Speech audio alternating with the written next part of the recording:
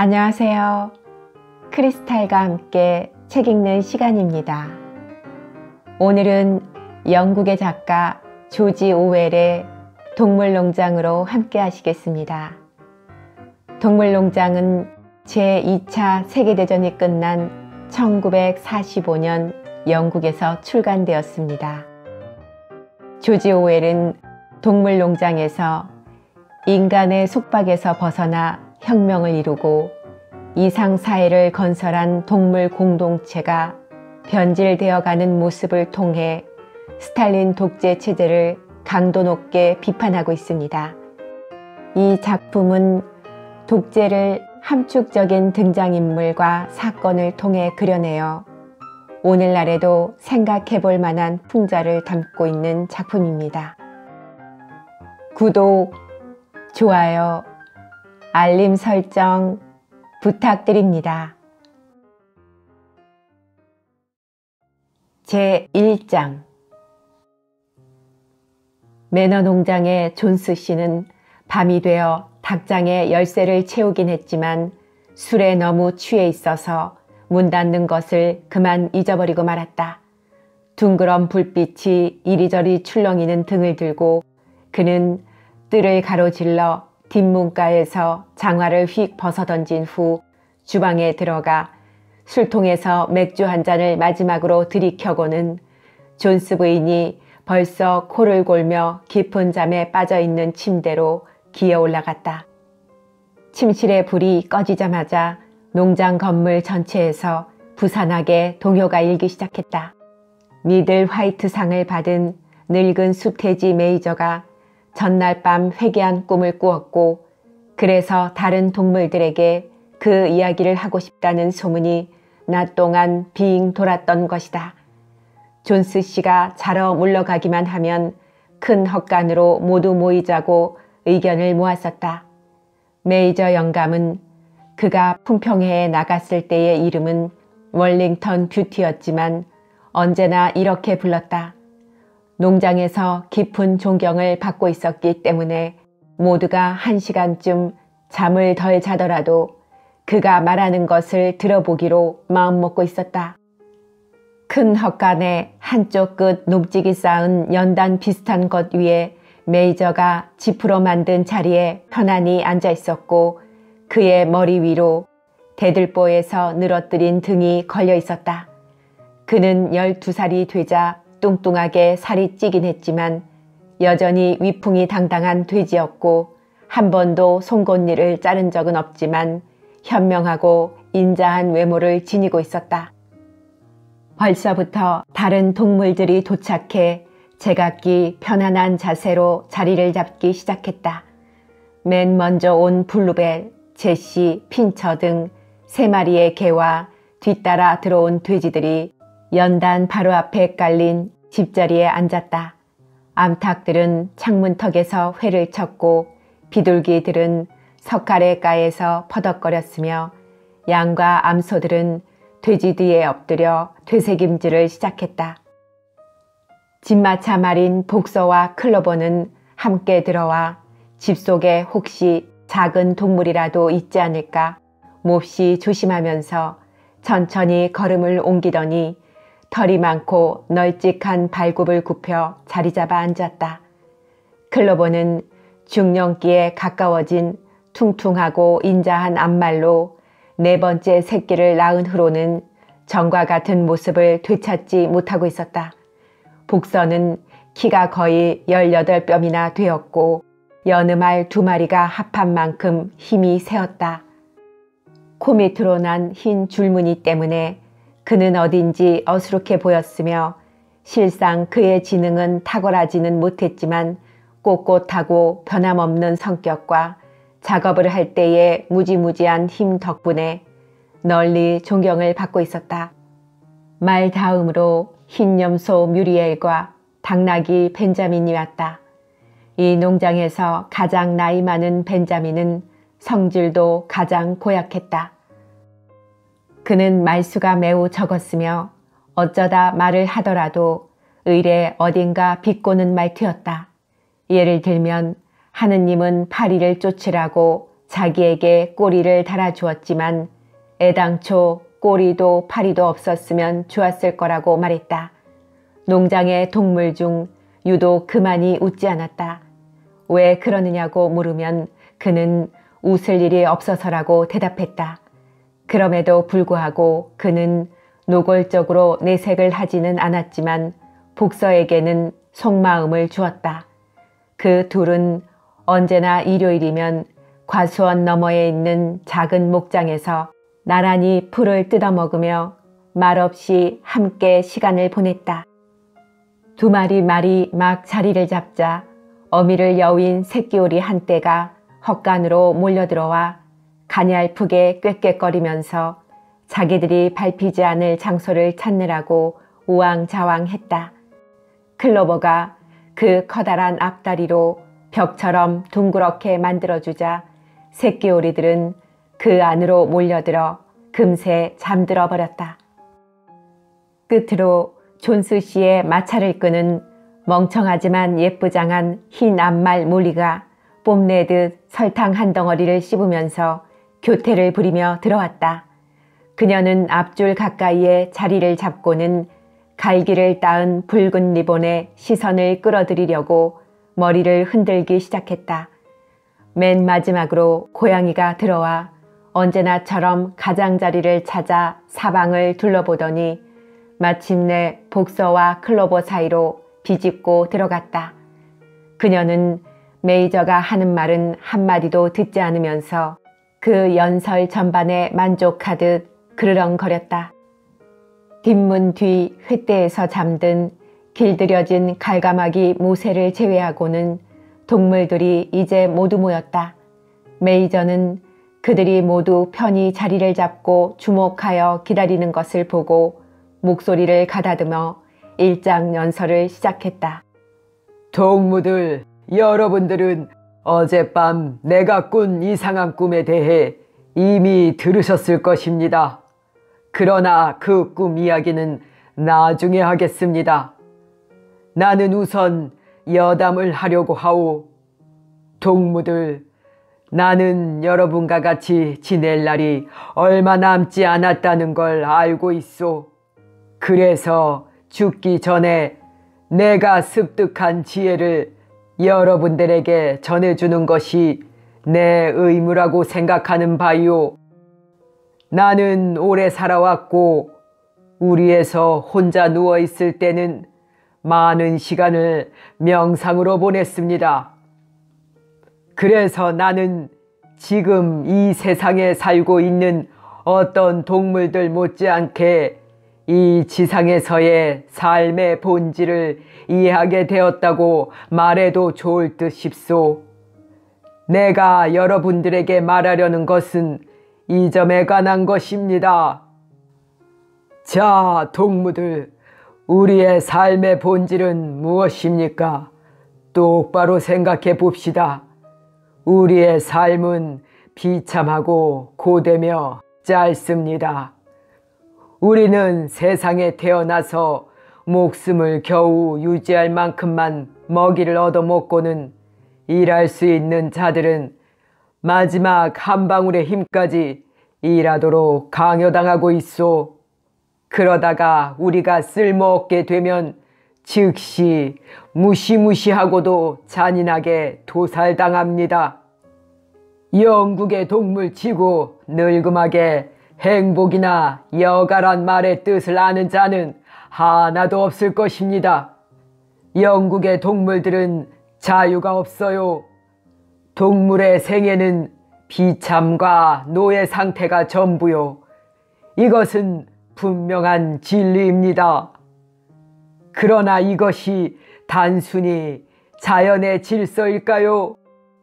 우리의 이 땅이 너무 빈약해서 여기에 살고 있는 우리들에게 바람직한 생활을 제공하지 못하기 때문에 이럴까요? 아닙니다, 동무들. 천만의 말씀입니다. 영국의 땅은 기름진 데다가 날씨마저 좋아서 지금 살고 있는 숫자보다 훨씬 더 많은 동물들에게 풍부한 식량을 공급할 수 있습니다. 우리 농장 하나로도 12마리의 말과 20마리의 암소, 수백 마리의 양을 먹여 살릴 수 있습니다. 그것도 지금은 거의 상상할 수 없을 정도로 편안하고 품위 있게 살 수 있습니다. 그런데 왜 우리는 이처럼 처참한 상태에 머물러 있어야 합니까? 우리의 노동으로 생산한 것의 대부분을 인간들이 도둑질해 가기 때문입니다. 동무들, 우리의 모든 문제에 대한 대답이 여기 있습니다. 그것은 한마디로 요약하자면 인간입니다. 우리의 유일하고 진정한 적은 인간이요. 인간을 축출합시다. 그러면 기아와 과로의 근원이 영원히 사라져버릴 것입니다. 인간은 생산은 하지 않으면서 소비하는 유일한 생물입니다. 그들은 젖도 짜지 못하고 알도 낳지 못할 뿐 아니라 쟁기를 끌 만큼 힘이 있는 것도 아니며 토끼를 잡을 만큼 빠르지도 못해요. 그렇지만 모든 동물의 주인 노릇을 하지요. 그들은 동물에게 일을 시키고 그 대가로 굶어 죽지 않을 정도로 최소한의 먹이를 줄 뿐 그 나머지는 자신들을 위해 쌓아둡니다. 땅을 가는 것이 우리의 노동력이요. 그 땅을 기름지게 하는 것이 우리의 똥인데도 우리는 어느 누구 하나 헐벗은 가죽 이상을 갖지 못하고 있소. 내 앞에 있는 암소 여러분, 당신들이 지난 한 해 동안 짜낸 우유가 몇천 갈론이나 됩니까? 그리고 송아지를 튼튼히 키웠어야 할 그 우유가 어찌 됐습니까? 한 방울도 남김없이 우리 적들의 목구멍으로 넘어갔단 말이오. 그리고 암탉 여러분, 당신들은 지난해 많은 알을 낳았지만 그중 병아리로 깬 것은 과연 몇 마리나 되오? 그 나머지는 모두 존스 씨와 그 식구들에게 돈을 벌어주기 위해 시장으로 팔려나갔소. 그리고 클로버, 당신이 낳은 망아지 4마리는 당신이 늙었을 때 당신을 부양하고 당신의 기쁨이 되어야 할 텐데 지금 어디 있소? 모두가 1살이 채 되기도 전에 팔려갔소. 당신은 그 애들을 다시는 만나지 못하게 될 거요. 내 차례의 해상과 들에서의 온갖 노역에 대한 대가라고는 보잘것없는 여물과 마구간 외에 당신에게 무엇이 있단 말이오. 그리고 우리가 영유하고 있는 비참한 생명마저 천명을 누리도록 허용하고 있지 않소. 나를 두고 말하자면 나는 운이 좋은 놈 중에 끼니까 불평할 건 없어요. 다행히 12해를 살았고 자식도 400이 넘으니까요. 이것이 돼지가 누릴 자연스러운 생애예요. 그러나 어떤 짐승도 종국의 잔인한 칼을 피하진 못합니다. 내 앞에 앉아있는 어린 돼지 새끼도 1년 이내에 비명을 지르면서 도살대에서 목숨을 잃게 될 것입니다. 우리 모두가 그런 공포를 당하지 않으면 안 돼오. 암소도 돼지도 닭도 양도 모두 말이오. 말과 개라고 해서 더 좋은 운명을 타고난 것은 아니오. 복서, 당신도 그 건장한 근육이 힘을 잃는 바로 그날 존스 씨가 당신을 백정에게 팔아버릴 것이고 백정은 당신 목을 따서 사냥개 밥으로 만들 것이오. 자, 개를 두고 말해봅시다. 그들이 늙어 이가 빠지면 존스 씨는 그들 목에 벽돌을 매달아 가까운 연못에 빠뜨려 죽일 것이오. 동무들, 우리 삶의 모든 악이 인간의 행포에서 생겨난다는 것이 너무나 명명백백하지 않습니까? 오직 인간만 몰아냅시다. 그러면 우리 노동의 산물은 우리 것이 될 것입니다.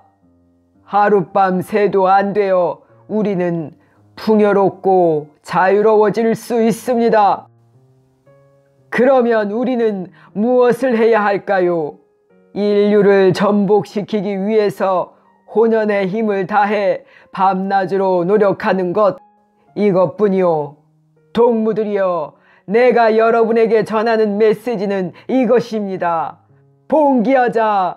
나는 그 봉기가 언제 약이 될는지, 일주일 후가 될지 아니면 1년 후가 될지 알지 못합니다.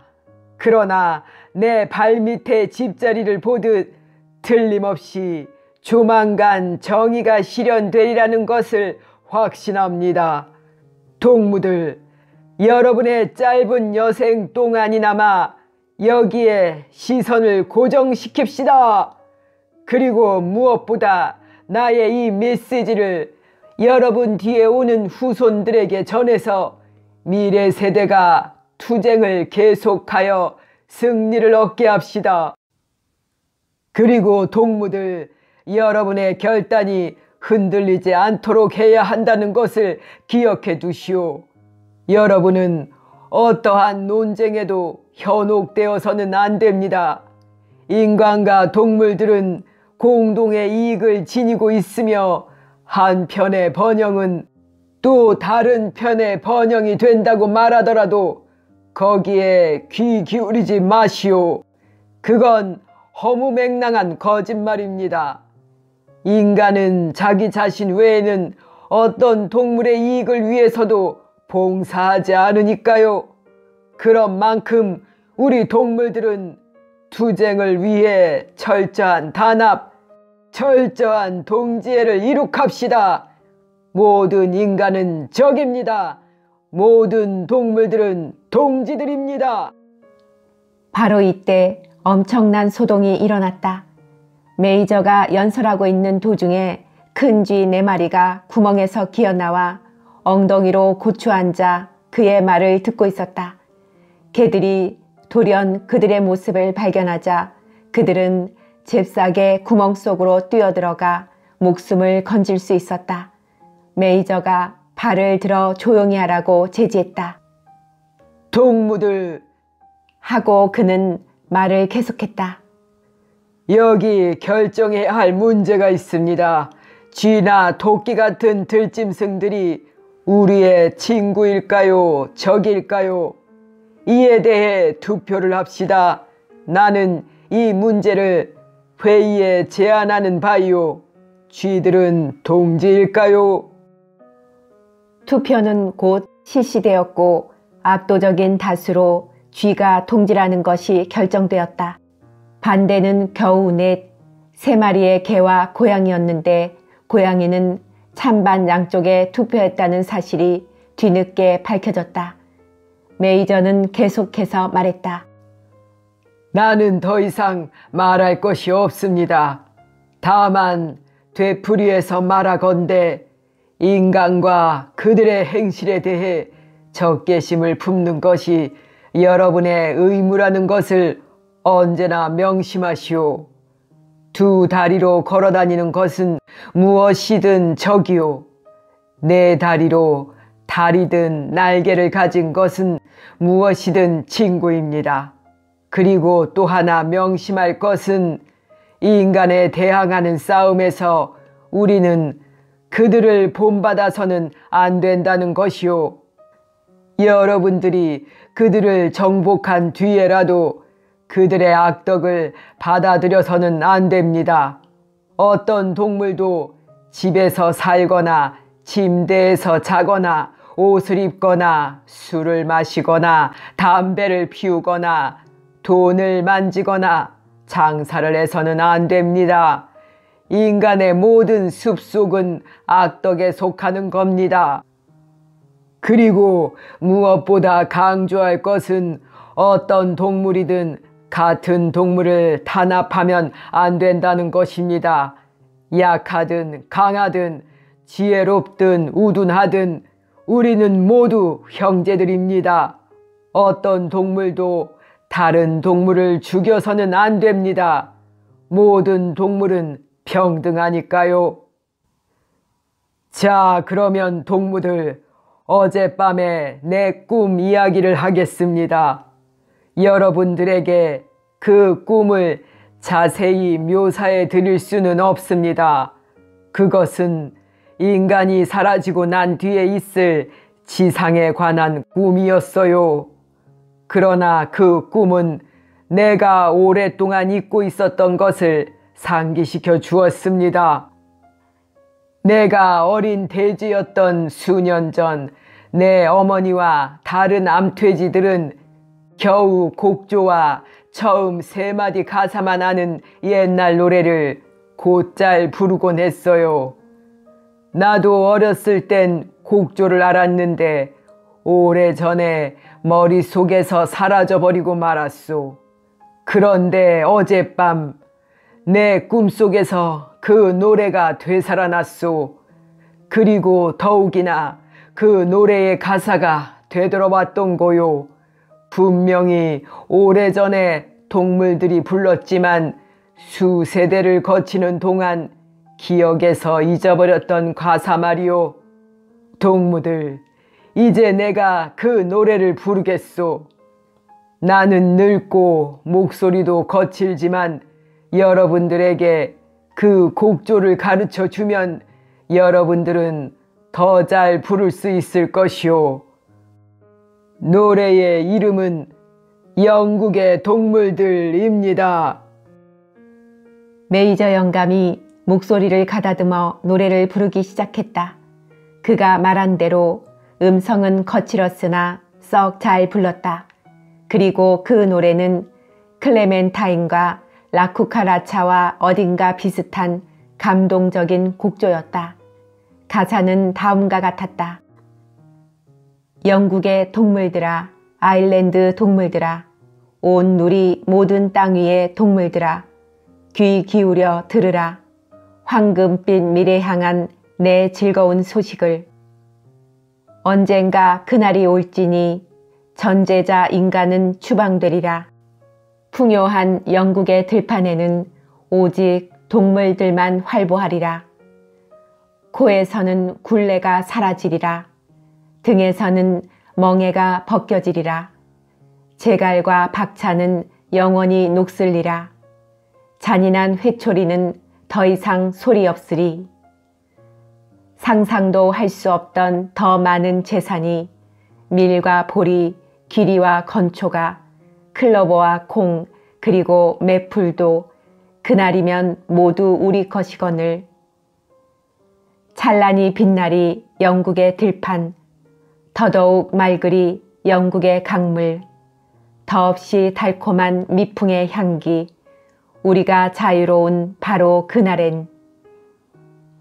그날 위해 우리 모두 일해야 하리니 그날을 못 보고 죽을지라도 암소와 말, 오리와 칠면조, 자유 위해 모두가 힘써 일하리니.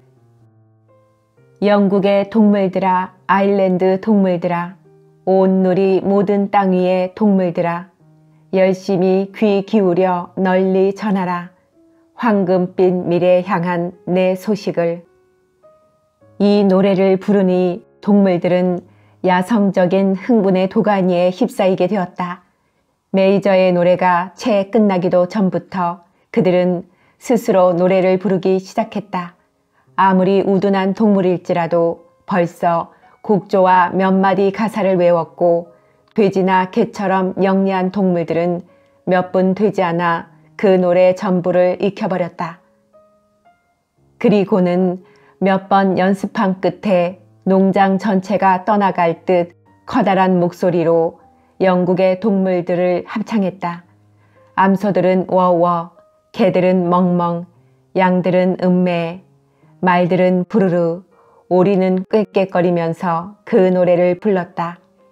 그들은 그 노래가 너무나 마음에 들었던 나머지 연거푸 5번이나 잇따라 불렀는데 아마도 방해만 받지 않았다면 밤새껏 계속해서 노래를 불러댔을 것이다. 불행히도 이 소란 때문에 존스 씨가 잠을 깼는데 그는 담안으로 여우가 들어왔다고 확신하고는 침대에서 벌떡 일어났다. 그는 침대 귀퉁이에 항상 세워둔 총을 들어 어둠 속으로 6호탄을 발사했다. 총알은 헛간 벽에 박혔고 회합은 순식간에 해산되었다. 모두가 제 잠자리로 도망쳤던 것이다. 새들은 횃대 위로 날아갔고 다른 동물들은 집 속으로 기어들었다.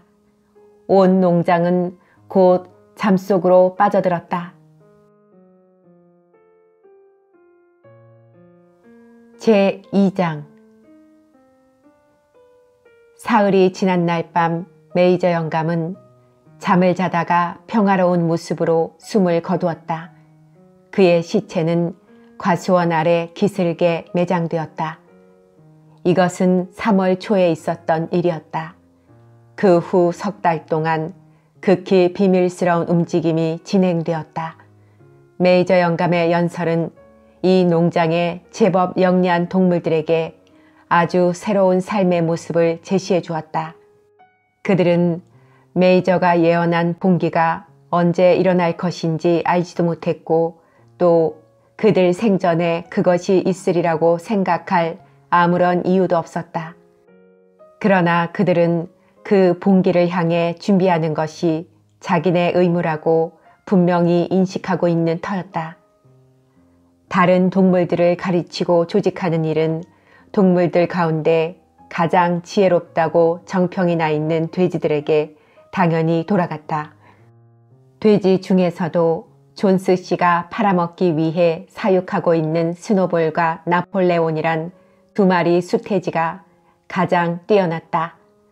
나폴레온은 몸집이 크고 사납게 보이는 이 농장에서는 유일한 버크셔종 수태지로 말솜씨는 그리 좋지 않았으나 자기 생각을 관철한다는 평판이 나 있었다. 스노볼은 나폴레온보다 더 쾌활하고 말이 유창하고 창의력이 더 뛰어나지만 나폴레온처럼 성격이 묵직하지 못한 것으로 알려져 있다. 농장에 있는 다른 수태지는 모두 식용돼지들이었다. 그중 가장 유명한 자가 스킬러란 이름을 가진 작달막하고 뚱뚱한 돼지로 뺨은 둥글고 눈은 반짝거리며 행동은 민첩하고 목소리는 날카로웠다. 그는 훌륭한 연설가로 다소 어려운 문제를 토의할 때에는 이리저리 뛰면서 꼬리를 휘두르는 버릇이 있는데 그게 어딘가 꽤 설득력이 있어 보였다. 다른 동물들은 스킬러라면 검은 것을 흰 것으로 바꾸어 놓을 수도 있을 거라고 말할 정도였다. 이 세 돼지들은 메이저 영감의 가르침을 완벽한 사상체계로 치밀하게 구성해 놓고 거기에 동물주의란 이름을 붙였다. 일주일에도 몇 번씩 밤마다 존스 씨가 잠든 뒤 헛간에 비밀리에 모여 다른 동물들에게 동물주의의 원리를 설명해 주었다. 처음 그들이 회합을 가질 때는 우둔과 냉담 속에서 이루어졌다. 어떤 동물은 자기들이 주인님이라고 생각하는 존스 씨에 대한 충성의 의무를 내세우기도 했고 존스 씨가 우리를 양육하고 있어. 그가 없어지면 우린 굶어 죽을 거요. 와 같은 유치한 말을 짓거리기도 했다. 또 어떤 동물은 우리가 죽은 다음에 일어날 일에 대해 왜 우리가 걱정하죠? 또는 이 봉기가 어차피 일어나게 되어 있다면 우리가 그것을 위해 준비하고 안 하고 간에 무슨 차이가 있다는 겁니까? 따위와 같은 질문을 했다. 그러면 돼지들은 진땀을 빼며 그것은 동물주의 정신에 위배되는 것이라고 그들을 설득해야 했다. 그런 의문을 통틀어 가장 바보 같은 질문을 한 것은 흰 앞말인 몰리였다. 그녀가 스노볼에게 물어본 첫 질문이란 봉기 후에도 설탕은 여전히 있을까요? 라는 것이었다. 없소. 이 농장에는 설탕을 만들 시설이 없소.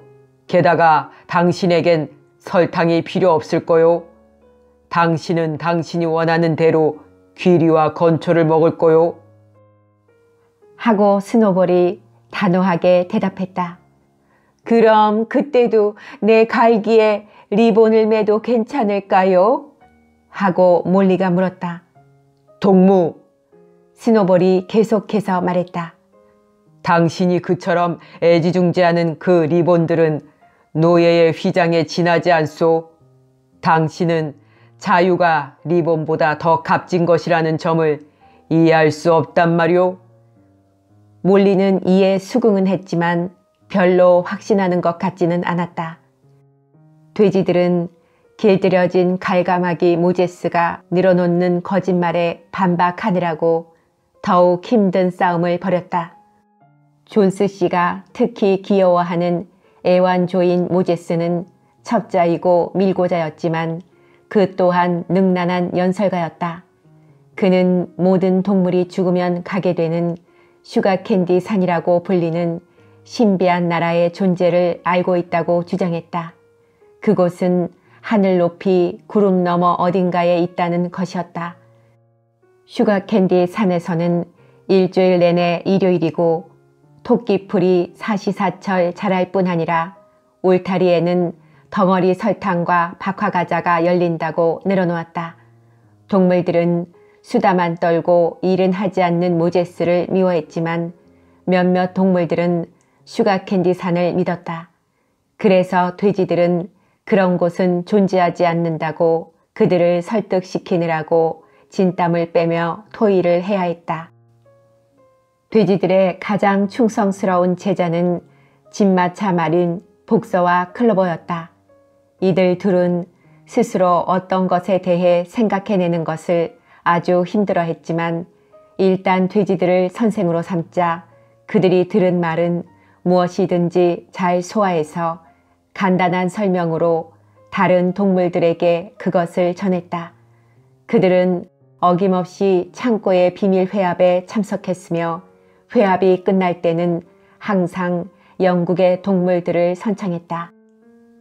이제 봉기는 모두가 예상했던 것보다 훨씬 빨리 그리고 훨씬 쉽게 달성될 것으로 보였다. 지난 수년 동안 존스 씨는 비록 엄한 주인이긴 했지만 유능한 농장주였는데 근래에 이르러 곤란한 처지에 빠졌다. 그는 소송 사건으로 많은 돈을 잃은 뒤 낙심천만이 되어 자기가 감당해내지 못할 만큼 술을 많이 마셨다.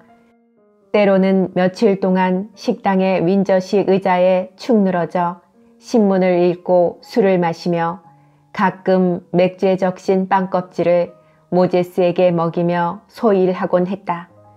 일꾼들은 게으르고 정직하지 않았으니 들에는 잡초가 무성하고 건물 지붕은 물이 샜으며 울타리는 허물어진 그대로였고 동물들은 제대로 먹이를 얻어먹지 못했다. 6월이 돌아와 전초를 뵐 때가 거의 되었다. 성 요한 제1 전날은 때마침 토요일이어서 존스 씨는 월링톤으로 외출했다가 레드라이온 술집에서 술을 너무 많이 퍼마셔 일요일 점심때가 지나서야 집으로 돌아왔다. 일꾼들은 아침 일찍 암소에서 우유를 짜낸 뒤 토끼 사냥을 하러 나갔기 때문에 동물들은 먹이를 받지 못했다. 존스 씨는 집에 돌아오자마자 응접실 소파에서 세계 뉴스지로 얼굴을 가린 채 곧 잠이 들어버렸다. 그래서 저녁이 되었는데도 동물들은 아무것도 먹지를 못했다. 마침내 동물들은 더 이상 참을 수가 없었다. 암소 한 마리가 뿔로 곳간문을 부수고 들어가자 동물들 모두가 곡물 상자에 머리를 박고 먹어대기 시작했다. 바로 그때 존스 씨가 잠을 깼다. 그 다음 순간 그와 일꾼 넷이 곳간 안으로 들어와 손에 든 채찍을 마구 휘둘렀다. 굶주린 동물들에게 이것은 도저히 견딜 수 없는 일이었다. 그들은 사전에 조금도 계획하지 않았지만 일제히 일어나 그들의 박해자들에게 덤벼들었다. 존스와 그의 일꾼들은 갑자기 사방에서 뿔에 받치고 발길에 채이게 되었다. 사태는 걷잡을 수 없게 되었다. 그들은 동물들이 이런 행패를 부리는 것을 한 번도 본 적이 없었고 그들 하고 싶은 대로 채찍질하며 혹사해 오던 동물들이 이처럼 갑자기 난동을 부리는데 기가 질려 거의 정신이 빠질 지경이었다. 잠시 후 그들은 대항하려 들지도 않고 주랭랑을 치고 말았다. 1분 후쯤 그들 5명은 의기양양하게 추격하는 동물들에게 쫓겨 한 길로 나가는 마찻길로 허둥지둥 도망쳤다. 존스 부인은 침실 창문으로 밖을 내다보다가 사태를 파악하고 황급히 몇 가지 소지품을 가방에 챙겨놓고는 다른 길로 농장을 빠져나왔다. 모제스가 횃대에서 펄쩍 뛰어 그녀를 따라 날면서 큰 목소리로 까까 울부짖었다. 한편 동물들은 존스와 그의 일꾼들을 한 길로 쫓아내몰고서 5개의 빗장이 달린 문을 쾅 닫아버렸다. 그리하여 자신들도 무슨 일이 일어났는지를 거의 알지 못하는 새에 봉기는 성공적으로 수행되었던 것이다. 존스는 추방되고 매너 농장은 그들의 것이 되고 말았다.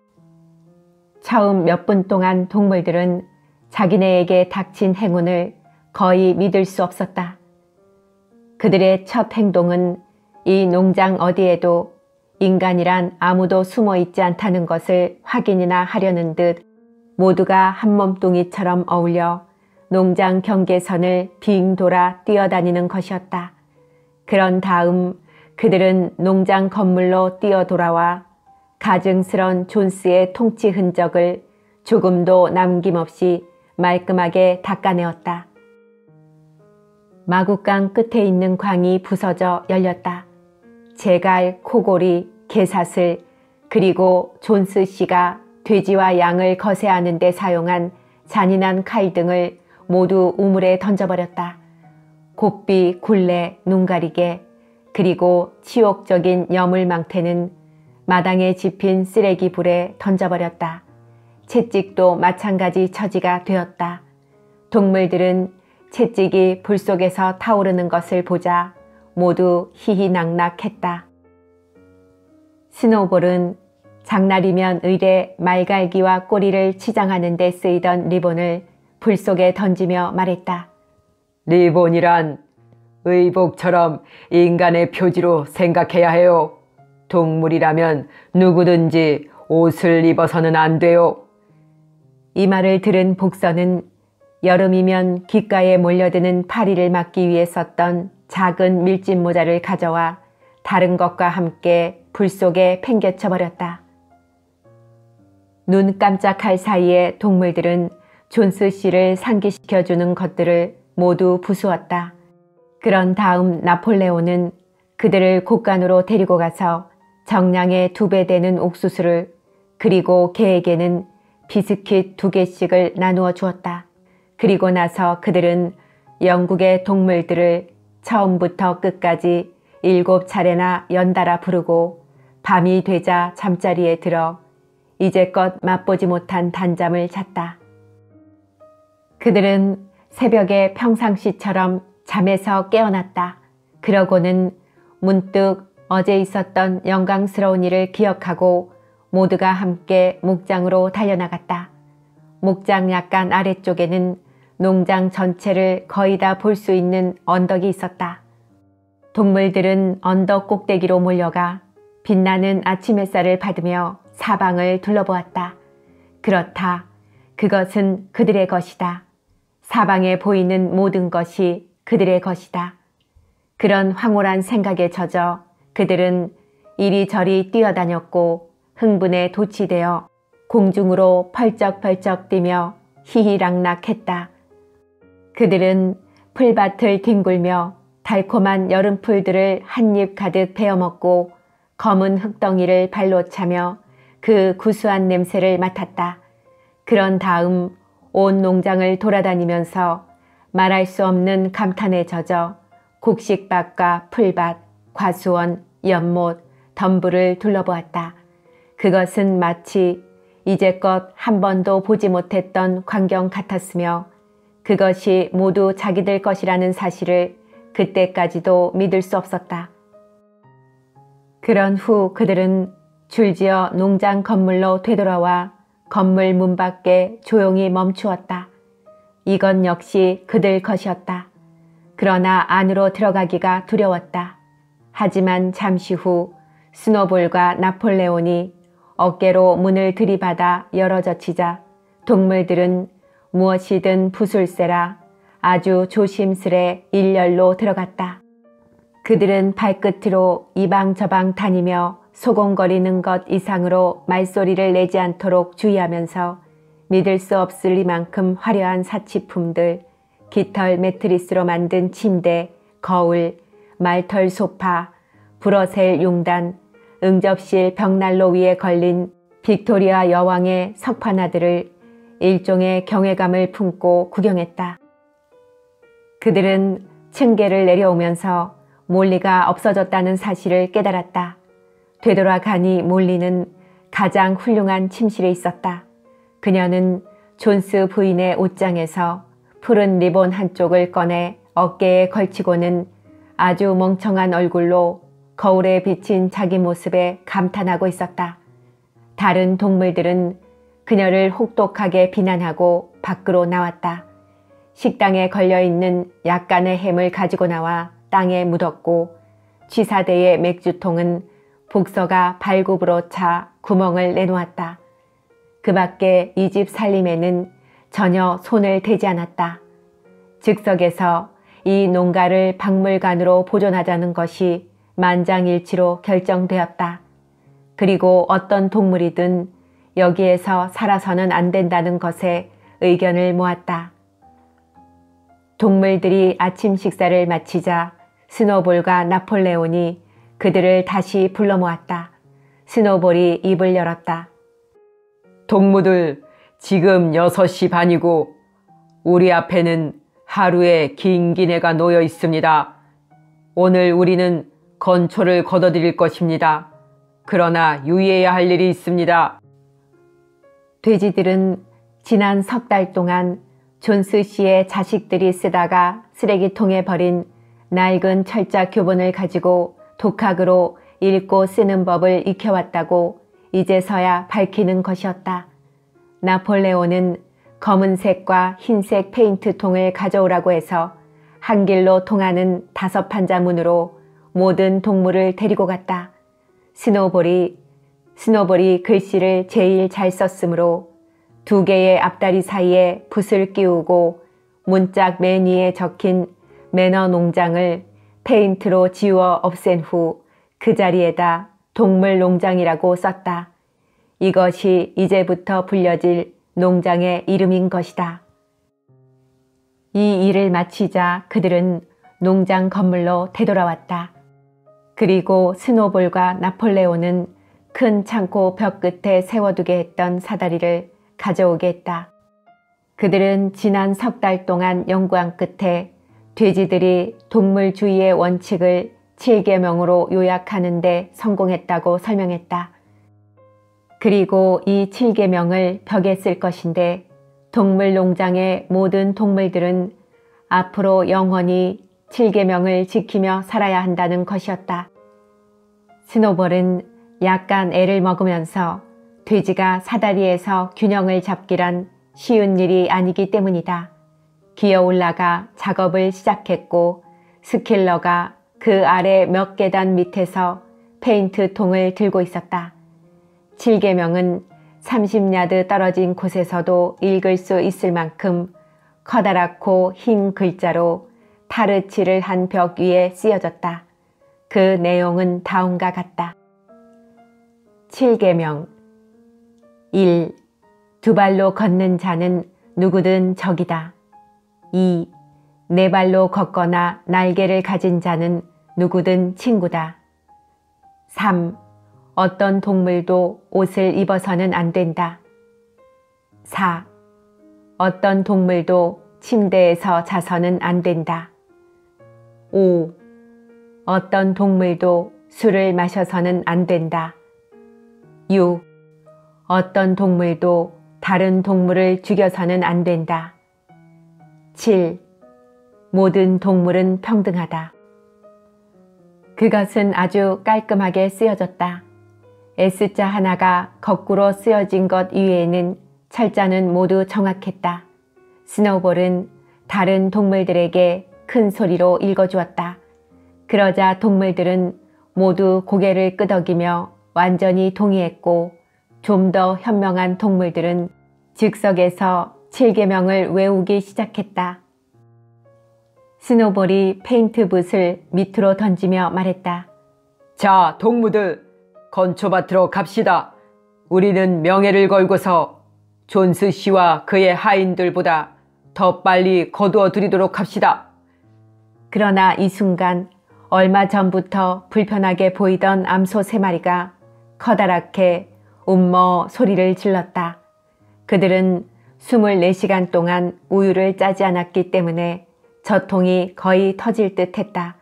잠시 생각한 끝에 돼지들이 양동이를 가져오게 하여 암소 젖을 꽤 훌륭하게 짜주었는데, 이 일에는 돼지의 4다리가 아주 그만이었다. 곧 거품이 있는 크림 같은 우유가 5양동이나 생겼고, 많은 동물들은 무척 흥미진진한 표정으로 그 우유를 바라보았다. 그 우유를 모두 어떻게 하겠습니까? 누군가가 이렇게 물었다. 존스 씨는 우리 먹이에다 가끔 우유를 섞어주기도 했어요. 그러자 암탉 하나가 말했다. 우유에 신경 쓰지 마시오, 동무들. 그건 잘 처리될 거요. 수확이 더 중요합니다. 스노볼 동무가 인도할 겁니다. 나는 몇 분 내에 뒤따라가겠소. 동무들, 앞으로. 건초가 기다리고 있어요. 나폴레온이 양동이 앞에 서면서 소리를 질렀다. 그리하여 동물들은 건초를 걷어들이기 위해 풀밭으로 행진해 갔고, 저녁에 돌아왔을 때 그들은 우유가 없어진 것을 알게 되었다.